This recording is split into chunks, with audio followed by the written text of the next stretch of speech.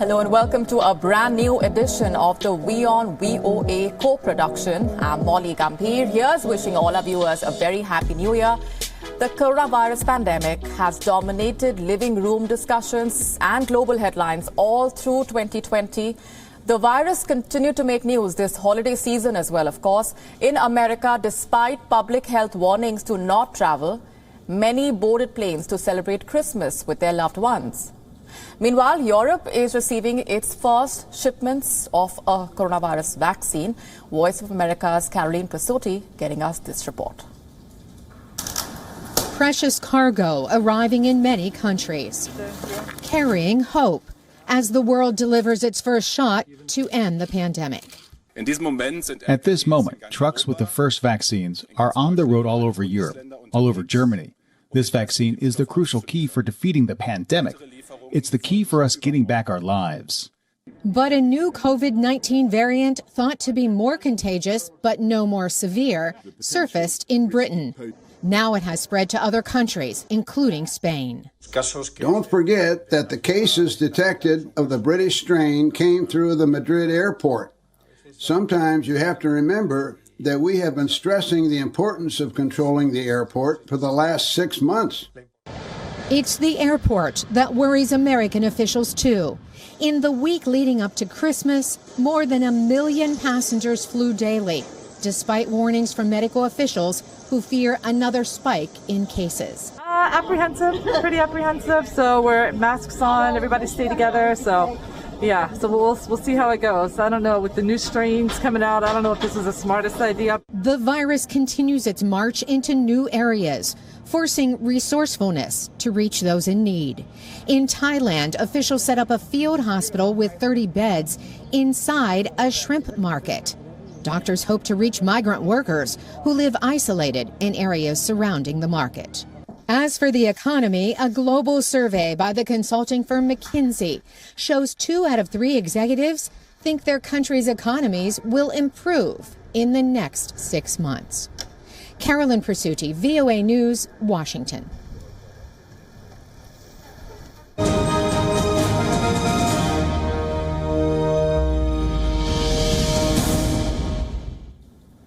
And Caroline Presotti joining us on the broadcast from right outside Washington, D.C. Hi, Caroline. Happy New Year to you. Medical officials predicted COVID-19 surges in some areas due to the holiday season travel. What have you been picking up so far?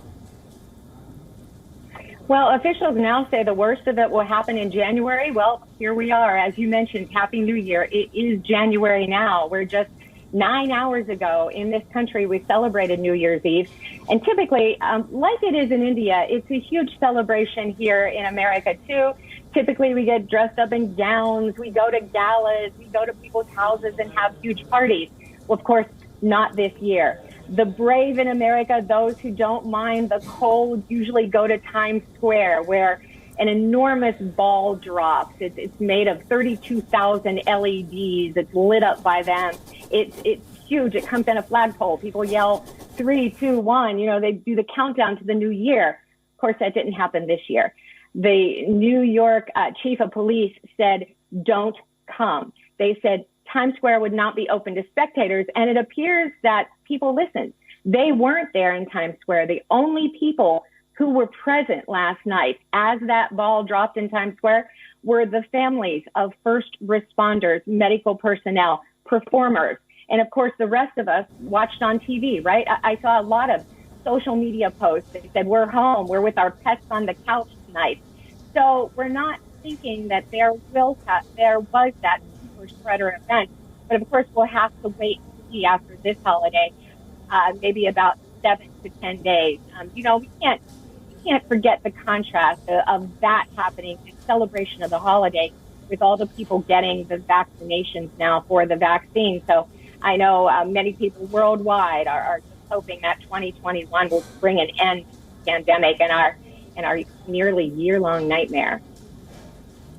Right, Caroline, there's a lot going on also politically in the U.S. Congress with regards to the pandemic. What are the latest updates?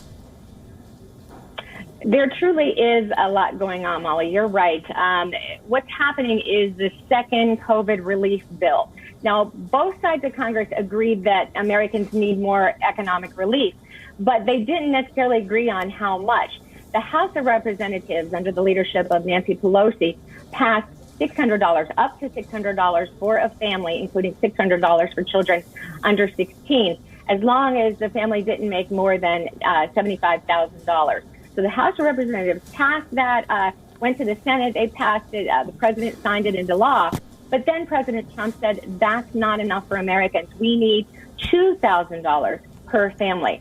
So then the House of Representatives went back and approved the $2,000, that new figure. Now keep in mind, because the president had already signed that bill, Americans were already receiving that type of relief. So the House of Representatives said, we'll sign that $2,000 bill. We'll send it over to the Senate. The Senate stalled action on that. Republican senators said that, no, the deficit is too high. This is too much money. The money goes to the wrong people.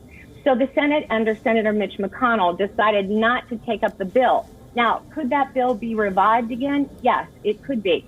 The Senate is meeting today, kind of like end of the year session, kind of moving things around before the new senators are sworn in on Sunday. They're also voting to override the president's veto of the Defense Authorization Act.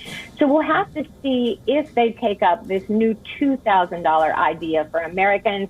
They're trying to put that in a new bill now with some unrelated things that are unrelated to COVID, like tech issues and election integrity. So kind of like a wait and see. Right now, the Americans are getting $600, now up to $600 through that first relief bill. And that $900 billion bill also included money for things like concert halls, small business loans, movie houses, vaccine development, education, and childcare.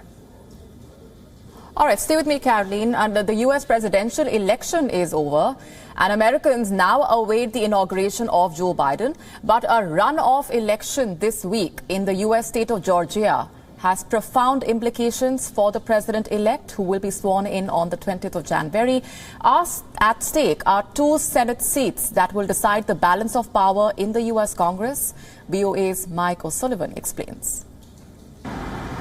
Early voting is underway in the Georgia runoff elections. 2 Senate seats are at stake after none of the candidates emerged with a majority in the November election.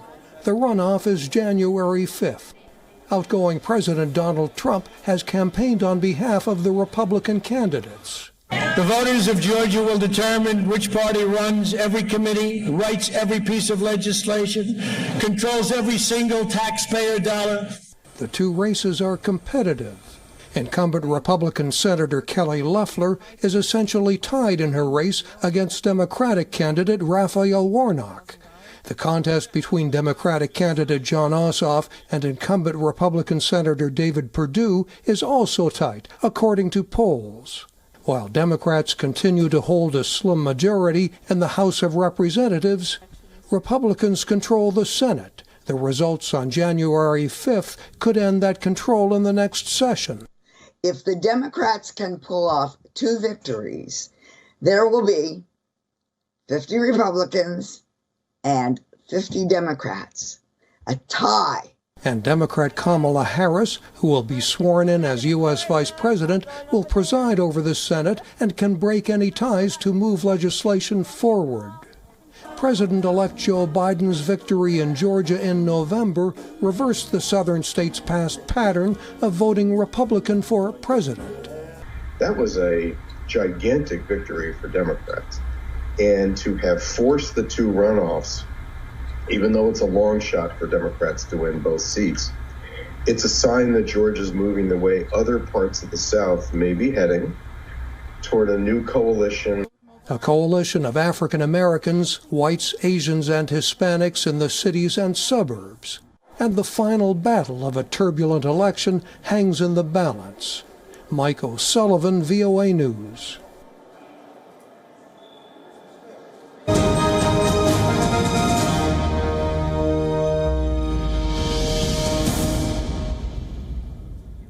And going back across now to Voice of America's Caroline Pisotti, who's with us. Caroline, explain to us further why this election matters so much. Well, normally, you're right, it wouldn't matter so much. I mean, it's more on a local level, a state level here in this country. But this certain race, both of these races have national implications, and it matters to both parties, the Republicans and the Democrats. That's why you're seeing video of Kamala Harris, the vice president-elect, campaigning in Georgia, and President Trump holding rallies in Georgia. They'll all again return this weekend. Kamala Harris going back on Saturday and Sunday, and the president and the president-elect Joe Biden going to Georgia on Monday. They all want their party to win. And let's jump back and understand why. So the U.S. Congress consists of two bodies, right? The U.S. House of Representatives and the Senate. U.S. House of Representatives is in Democratic hands right now under the leadership of Speaker Nancy Pelosi. So that's already on the Democratic side, and we're getting a Democrat in the White House. There are three forms of government. What about the Senate? Well, the Senate, if both of the Democrats win, it means that all three portions of the government are in Democratic hands. So what that means for the president is that he can get through the legislation easier, the legislation that he champions. Also, he can get his cabinet officials approved faster, and the cabinet officials that he wants, he will get them approved by the Congress. Should either of the Republicans win, though, that will again mean the Republicans will be in charge of the Senate.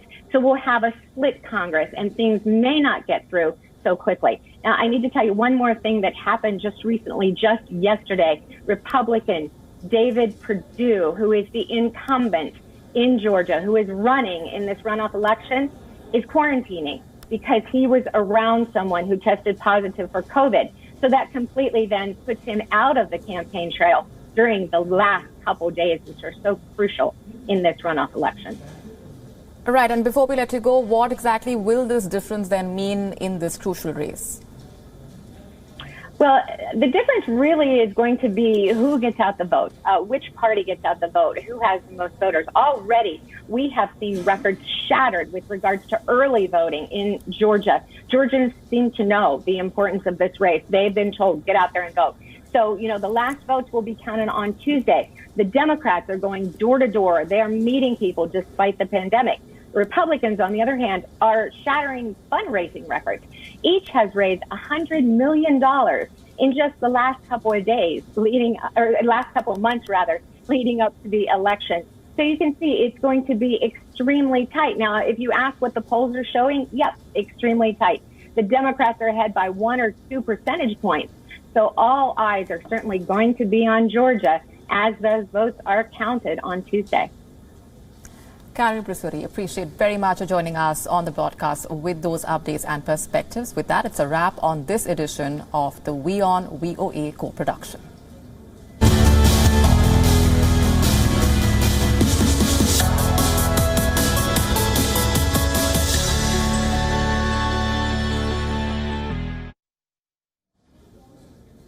From the COVID-19 pandemic, the Black Lives Matter protests, and eventually the presidential battle, 2020 has been a rather eventful year for U.S. lawmakers.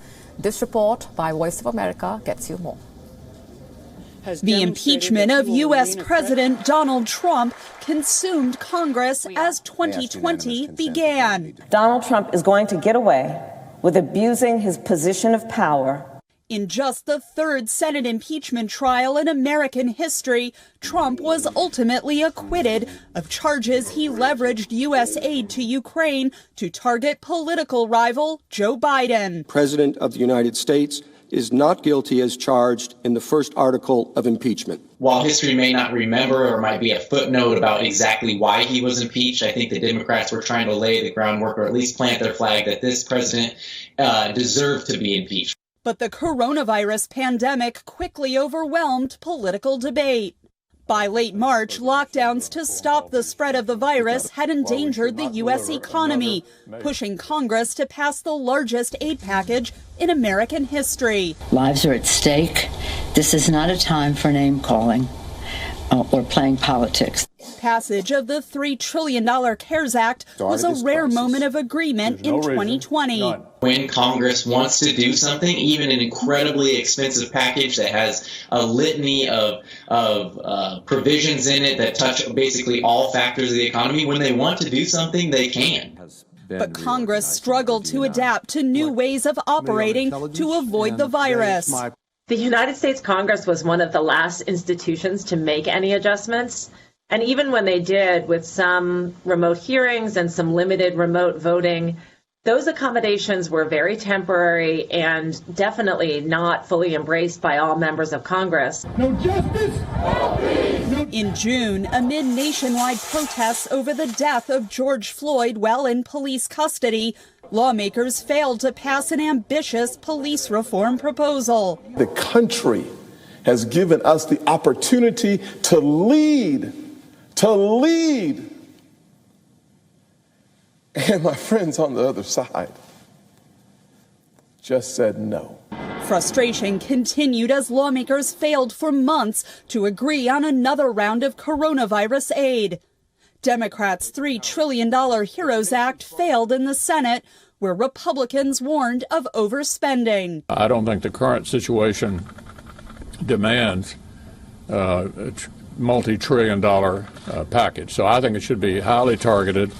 That I will support and defend the Constitution of the United States. In October, Judge Amy Coney Barrett confirmed to the U.S. Supreme Court by the Republican majority Senate against Democratic objections. The Republican Senate majority decided to thwart the will of the people and confirm a lifetime appointment to the Supreme Court in the middle of a presidential election. That election decided the next occupant of the White House, Democrat Joe Biden. But 2020 closed with more uncertainty on Capitol Hill. Runoff elections in January for Georgia's 2 Senate seats will decide which party will control the Senate for the next 2 years. Catherine Gibson, VOA News, Washington. And in another immigration-related move, outgoing U.S. President Donald Trump has now extended immigration bans. The ban was imposed by the Trump administration in order to protect workers in the U.S. from foreign competition. The administration has now extended the ban on H-1B and other work visas. So the ban will apply to immigrants coming to the U.S. on H-1B and several other employment-based visas, along with people coming on green cards to work or reunite with their families. Donald Trump has said that the measures are needed to protect American workers amid the fallout of the pandemic on the economy as well, the impact of it. The bans issued in April and June were set to expire on the 31st of December, but will now be extended until the 31st of March 2021. The move comes as shutdowns due to the pandemic battered the economy. At least 20 million people remain on unemployment benefits in the U.S. as the coronavirus continues to wreak havoc. Several businesses oppose the ban on certain foreign workers. In October last year, a federal judge in California blocked Trump's ban on foreign guest workers as it applied to hundreds of thousands of U.S. businesses that fought the policy in court. The judge found the ban would cause irreparable harm to the businesses by interfering with their operations and leading them to lay off employees and close open positions. The U.S. Department of Justice appealed the decision to the 9th U.S. Circuit Court of Appeals, which is scheduled to hear arguments on the 19th of January. Donald Trump issued the bans in the form of presidential proclamations that could be swiftly undone. U.S. President-elect Joe Biden has criticized the restrictions, but there is no statement on whether he would immediately reverse them.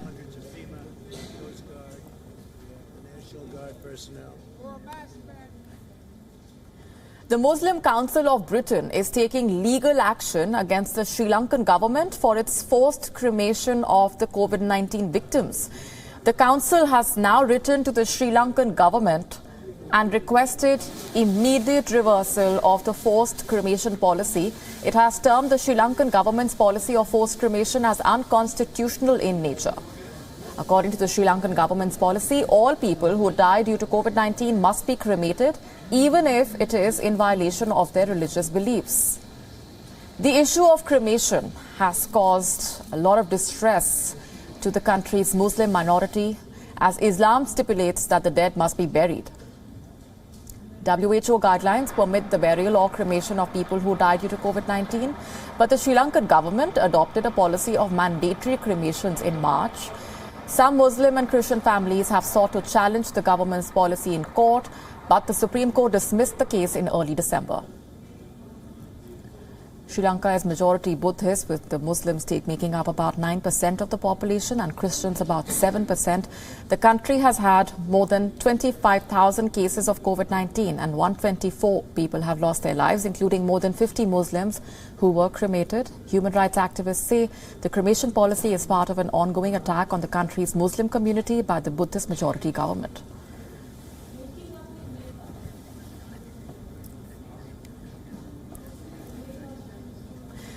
This year's New Year's Eve celebrations looked quite different as compared to any other year, of course, with lockdowns, restrictions, curfews in place in dozens of countries across the world to stem the spread of COVID-19.